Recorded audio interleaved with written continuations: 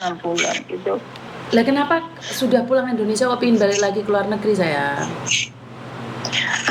Kuwi sorane duit. Loh, iya toh, sama diinani ngewengkel mulih gak katene gak balik kok saiki pengen balik meneh alasane gak ada duit. Alah, bar mantu anakku aku kimis. Lho ya apa hubungannya wong mantu anakmu? Wong sampean ya kudu di rumah no. Alah, yang omah aku arep kerjane anak korong tahun ini. Tapi aku sih payu apa ora? Loh, ya tergantung dari pemasaran. Umur piro jenengan? Aku lu wis 53. Wangel kuwi Bu, lewat 53 Bu, di luar negeri kecuali sampean bawa majikan sendiri.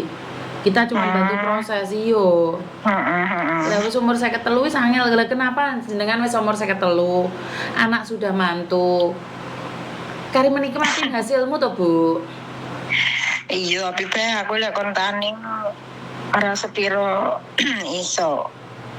Jenengan orang mana? Aslinya orang mana? Ludoyo. Ludoyo iki endi Malang? Blitar. Oh, Blitar. Nah, iya. Jadi 53 itu karena sekarang nggak ada asuransinya ya Bu ya. Kalau dari Indonesia sangat sulit. Tapi kalau jenengan itu ada di Hong Kong. Kemarin Koko Thomas itu umur 60 juga bisa dicariin majikan Bu.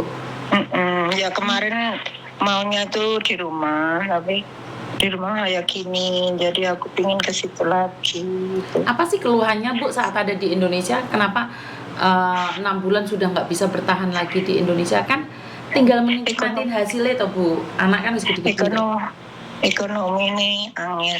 Anak udah ini udah semua lah ya ekonomi angel maksudnya kan tinggal menikmatin hasilnya jenengan bertahun-tahun toh Bu. Iya, itu kan hasilnya buat bikinin anak-anak rumah. Loh, yang sekarang kalau gitu kan anak-anak yang harus membalas memberikan ekonomi ke jenengan toh Bu. Iya sebetulnya, tapi ini masih maksudnya itu masih pingin kerja gitu loh.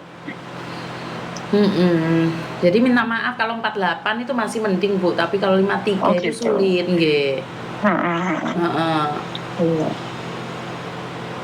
Minta maaf ya Bu. Iya nggak apa-apa. Sami-sami. Memang benar ya hidup di Indonesia itu nggak segampang itu ya. Karena terbiasa juga bekerja. Saya nggak bisa ngomong apa-apa ya karena kehidupan itu beda-beda ya teman-teman ya. Gimana ya? Saya nggak bisa ngomong apa-apa ya karena kehidupan di sini itu beda sekali. Kalau di Hong Kong kan kita masih bekerja, pendapatan setiap bulannya ada, dan giliran pulang kita sudah beda banget. Saya nggak bisa ngomong apa-apa.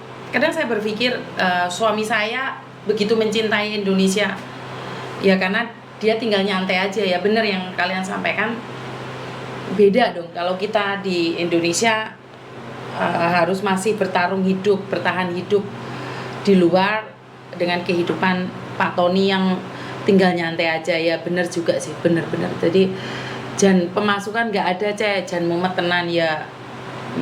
Bingung saya sendiri nggak bisa itu ya. Saya nggak bisa komen ya teman-teman ya. Yang saya tahu Pak Tony begitu mencintai Indonesia, saat saya bawa pulang ke Hong Kong pun ngungkrek saya pingin pulang ke Indonesia lagi. Jadi saya nggak bisa ngomong apa-apa. Intinya adalah cinta itu penting, tapi untuk keberlangsungan hidup itu juga penting, yaitu untuk kehidupan kita di masa depan. Karena itu saya selalu mengingatkan buat teman-teman, sesuhu-suhunya kamu di luar negeri, bagaimanapun cerita hidupmu di luar negeri, kamu tetap harus pulang di Indonesia. Dan saat kamu pulang ke Indonesia, sudah siapkah kamu? Sudah siapkah dirimu?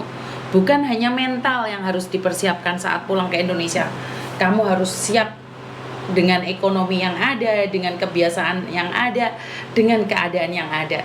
Jadi mau tidak mau, suka tidak suka, kehidupan di Indonesia itu jelas jauh beda dengan ada di luar negeri. Jadi buat teman-teman yang saat ini ada di luar negeri, konten saya ini saya selalu mengingatkan bahwa saat kamu ada di luar negeri dan berhura-hura dengan gaya dan modelmu, ingatlah, itu nggak akan bertahan lama. Karena pertahanan yang paling lama adalah saat kamu pulang Indonesia. Bener nggak? Pinter-pinter atur keuangan, jari Rindi. Pinter-pinter atur keuangan, bener. Kalau kamu tidak bisa mengatur keuanganmu saat ini, jadi kamu nggak tahu harus seperti apa dan bagaimana. Iku Miftahul Jannah wis ngerti. Lek yang wis modele ngene iki model-model ati kukut jarene. Jadi karena itu konsepnya bukan karena kamu suhu. Apa yang kamu banggakan saat kamu menjadi suhu di luar negeri? Suhunya Hong Kong terus bangga tetap bekerja. Harusnya kamu sudah jadi bos dong. Kalau kamu sudah jadi suhu, kamu berapa tahun? 20 tahun. Kamu 15 tahun, kamu 7 tahun. Bangga di luar negeri begitu lama. Bukankah lebih bangga saat kamu menjadi suhu di Indonesia? Jadi saya hanya ingin bilang, harusnya izin loh saat kamu bilang suhu di luar negeri, tapi rumahmu masih belum kamu perbaiki. Anak-anakmu masih belum sekolah, keluargamu masih belum berkecukupan, dan kamu ceritakan sama semua orang bahwa kamu itu adalah suhunya Hong Kong. Jadilah suhu Hong Kong yang bermanfaat bagi keluargamu dan tetanggamu. Jadilah suhu yang benar-benar suhu. Jadilah kaya bukan hanya di Hong Kong tapi juga di Indonesia. Kalau saya pribadi bukan suhu ya, saya pribadi juga bukan orang kaya, karena sampai detik ini pun masih ngonten ramangan jadi ini. Daripada saya ngonten yang bongkar-bongkar baju dan benik, bener nggak sih? Pakai baju lungsuran, nah aku bisa gaya pun pakai baju lungsuran. Nggak penting mbak, baju lungsuran itu nggak penting. Yang paling penting hatimu tidak dilungsuri orang. Baju boleh bekas orang, tapi hatimu bukan bekas orang. Tetap semangat walaupun baju bekas mbak, nggak ada masalah. Yang penting kamu adalah punya hati yang tidak membekas dengan dendam. 1 tahun ke depan untuk menabung usaha, siap. Jadi buat teman-teman, saya hanya ingin bilang bahwa tabung uangmu, simpan uangmu. Jangan terlalu bangga untuk menjadi suhu, karena sampai hari ini suhunya belum berani pulang ke negara sendiri. Katakan suhu saat kamu berani menaklukkan Indonesia. Itu baru suhu dan sultan. Terima kasih buat teman-teman. Sudah jam 12 ya di Hong Kong, jam 11 jam Indonesia. Kurang lebihnya saya minta maaf. Wassalamualaikum warahmatullahi wabarakatuh. Berkat Tuhan mengalir atas hidup kita semua. Semoga semua makhluk hidup bahagia, dan terima kasih. Sampai ketemu lagi.